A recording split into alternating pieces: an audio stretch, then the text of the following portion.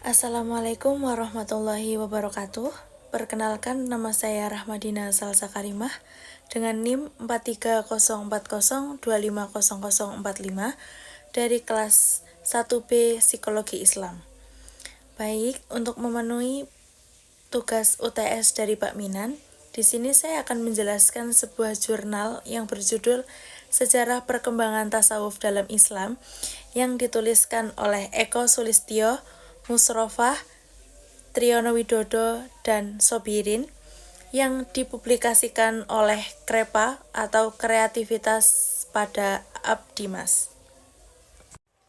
Sejarah tasawuf dapat ditelusuri sejak masa tabi'in, masa di mana gerakan kezuhudan mulai muncul sebagai reaksi terhadap kehidupan umat Islam yang cenderung cinta dunia setelah kejayaan politik Islam. Tokoh-tokoh seperti Hasan al-Basri dikenal karena menekankan pentingnya hidup sederhana dan takut kepada Allah.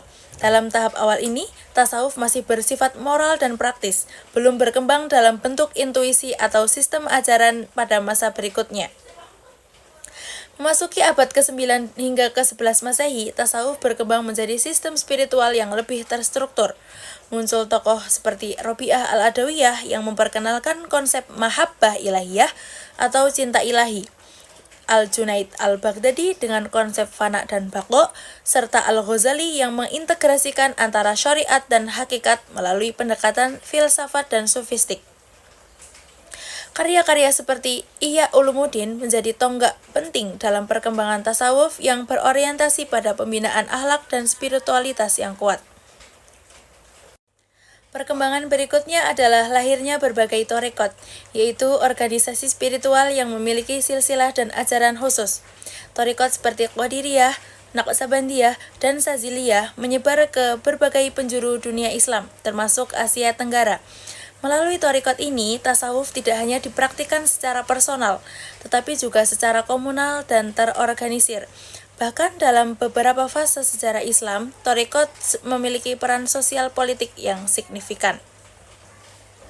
Di Indonesia, tasawuf memainkan peran penting dalam proses Islamisasi sejak abad ke-13. Para wali dan ulama sufi seperti Sunan Kalijaga dan Sunan Bonang menggunakan pendekatan budaya dan sufistik dalam menyebarkan ajaran Islam. Mereka tidak frontal terhadap tradisi lokal, namun mengislamkannya secara bertahap melalui simbolisme seni dan nilai-nilai sufistik seperti toleransi, cinta, dan kebersamaan. Tradisi zikir, wirid, dan pengajian torekot masih terus bertahan hingga kini dalam berbagai komunitas muslim di Indonesia. Tasawuf bukan sekedar doktrin spiritual, melainkan warisan Islam yang menyentuh aspek terdalam dari keberagaman umat. Melalui pendekatan tasawuf, umat Islam diajak untuk menyeimbangkan antara dimensi lahir dan batin, dunia dan akhirat, serta antara akal dan hati. Oleh karena itu, kajian dan praktik tasawuf masih sangat relevan dalam menjawab tantangan zaman yang seringkali kehilangan arah moral dan spiritual. Dalam konteks modern, tasawuf kembali menemukan relevansinya. Dunia yang semakin materialistik ditambah dengan krisis moral dan spiritual membuat banyak orang mencari ketenangan batin melalui jalan sufistik. Menurut penelitian Mutmainnah, tasawuf mampu membentuk karakter religius dan mental sehat karena mengajarkan introspeksi, kesabaran, dan ketulusan dalam menjalani hidup. Selain itu, torekot-torekot modern juga mulai membuka ruang dialog antar agama dan menekankan nilai-nilai universal Islam yang damai dan inklusif. Tasawuf bukan sekedar doktrin spiritual, melainkan warisan Islam yang menyentuh aspek terdalam dari keberagaman umat. Melalui pendekatan tasawuf, umat Islam diajak untuk menyeimbangkan antara dimensi lahir dan batin, dunia dan akhirat, serta antara akal dan hati. Oleh karena itu, kajian dan praktik tasawuf masih sangat relevan dalam menjawab tantangan zaman yang seringkali kehilangan arah moral dan spiritual. Kelebihan dari jurnal tersebut adalah pembahasan tasawuf lengkap dan sistematis dari masa awal hingga modern. Yang kedua, menggunakan referensi terbaru yaitu tahun 2022 hingga tahun 2025. Yang ketiga, bahasa ilmiah dan mudah dipahami.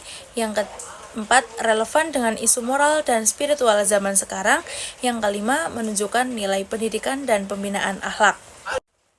Sedangkan kelemahan dari jurnal tersebut, yang pertama, tidak ada data lapangan, hanya studi pustaka. Yang kedua, kurang analisis mendalam dan bersifat deskriptif. Yang ketiga, unsur pengabdian masyarakat tidak tampak nyata. Yang keempat, ada kesalahan teknis dan struktur, yaitu doinya ganda, formatnya kurang rapi. Metode yang digunakan dalam penelitian tersebut yaitu menggunakan pendekatan kualitatif deskriptif dengan metode studi pustaka. Pendekatan ini dipilih karena sesuai untuk menelaah berbagai referensi klasik dan kontemporer yang membahas tentang tasawuf secara mendalam. Penelitian ini tidak mengumpulkan data lapangan, melainkan mengandalkan berbagai sumber pustaka sebagai rujukan utama. Sumber-sumber berasal dari karya-karya ulama sufi seperti Al-Ghazali, Ibnu Arabi, dan Al-Hallaj, serta berasal dari literatur modern dari para akademisi yang mengkaji aspek sejarah, doktrin, tokoh-tokoh, dan praktik tasawuf dalam masyarakat. Kesimpulannya yaitu, tasawuf merupakan dimensi batiniah dalam Islam yang berfokus pada pembinaan spiritual individu melalui penyucian jiwa, pengendalian hawa nafsu, dan pengamalan akhlak mulia. Secara historis, tasawuf berkembang dari pihak kehidupan sederhana para sahabat dan tabi'in menjadi sistem spiritual yang terstruktur melalui pembentukan torekot-torekot sufi.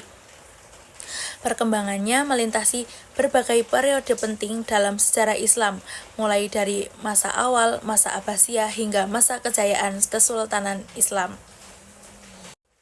Tasawuf tidak hanya memberi kontribusi pada aspek keagamaan personal, tetapi juga memengaruhi tatanan sosial budaya dan bahkan politik umat Islam.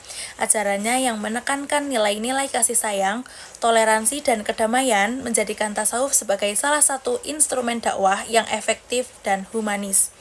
Dalam konteks kontemporer, tasawuf tetap relevan sebagai solusi atas krisis spiritual dan moral yang dihadapi umat manusia di masa modern. Oleh karena itu, pemahaman yang komprehensif mengenai sejarah dan nilai-nilai ajaran tasawuf sangat penting untuk terus dikembangkan dan disosialisasikan khususnya dalam lingkungan pendidikan dan dakwah. Penguatan spiritual berbasis tasawuf dapat menjadi fondasi dalam membentuk generasi muslim yang tidak hanya cerdas secara intelektual, tetapi juga luhur dalam akhlak dan jiwa. Cukup sekian review jurnal dari saya, kurang dan lebihnya saya mohon maaf. Wassalamualaikum warahmatullahi wabarakatuh.